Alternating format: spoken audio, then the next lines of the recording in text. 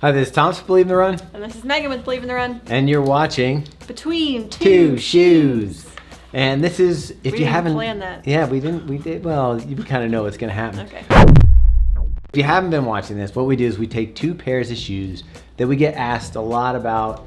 Would you go with this one or would you go with that one? And I don't think we've gotten more questions about any two shoes more than Vaporfly and the Alphafly. They're both really great shoes, so it's understandable why people want to know which one's better. You've got Nike, they're both super shoes, they both have a plate. Iliad's sometimes wearing this one, sometimes he's wearing that one.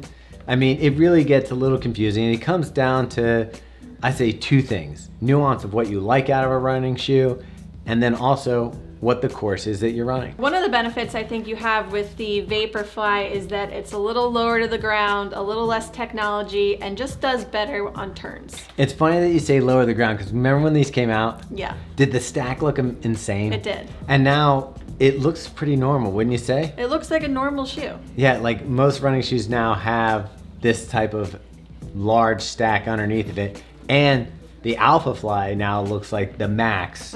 What you're gonna notice right away on the Alphafly is the Zoom Air and these pillows down here, which, Megan, you have some experience with popping. Yeah, I actually stepped on a nail running through downtown Baltimore and popped one of the AirPods. Which is pretty amazing because that's a lot to get through. Yes.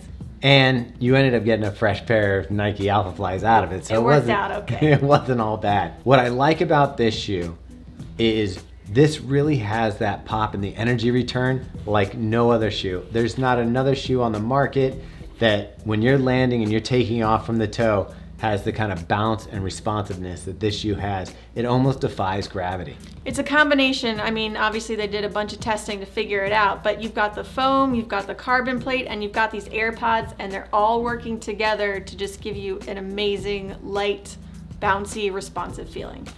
Initial step in the Vaporfly, you would get that bounce feeling, but it's not as intense as it is in the Alphafly.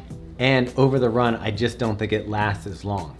One of the benefits of the Alphafly is definitely that the responsiveness and the bounce lasts longer. So maybe half marathon and less, you'd be fine with the Vaporfly, but if you're going marathon distance, which is our, I would say, favorite distance, you gotta go with the Alphafly. Well, you're kind of jumping ahead because we're gonna say between two shoes, which one would you take? I feel like I know the answer to this one because I know what you're racing every time you get a chance to put them on. But even today you did your workout and you went with the Alphafly. So why is it that you like this shoe over the Vaporfly for race day? Like I just mentioned, I think it's a lot more bouncy and responsive. I also feel that the upper fits a little better. So it's a little wider and it has more volume here in the toe box. And then I feel like I can cinch down the laces a little bit better in the Alphafly versus the Vaporfly. I'm gonna agree with Megan, and my feeling is the Alphafly, when I'm tired and my feet feel like they're dying, the energy's going out of me towards the end of a race, you still feel this bounce off the toe. Where initially in the Vaporfly, I'll feel that bounce at the beginning of the run, and then once you're at mile 20, it kind of just feels like a regular running shoe. It's lighter, it feels still good, it's great, but I can still feel that bounce and that energy coming from this shoe longer into the race. The Vaporfly is a little bit lighter than the Alphafly, but for the energy return and the pop out under the toe, I say the Alphafly is worth it. The only time that I might be like, no, don't use the Alphafly, is if there were sharp turns and a lot of turns in the course where you're gonna have to pivot a little quicker on your feet. This shoe's downfall is that it doesn't corner super well. Well, you're working with a lot of stack height there, a lot of technology.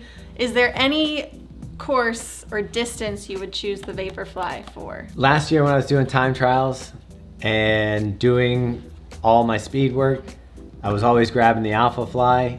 I thought it worked better for me for 5K all the way up. You know, I like the way this shoe bounces under my foot. I like the light feel, the snappiness to it. If I'm gonna go race day, this shoe, when I put it on, just feels fast. I'm gonna go Alphafly if I have the choice. I'm the same way. Alphafly, distance 5K to marathon, I'm choosing this one. A lot of you guys are probably gonna agree or disagree with us because it seems to be polarizing.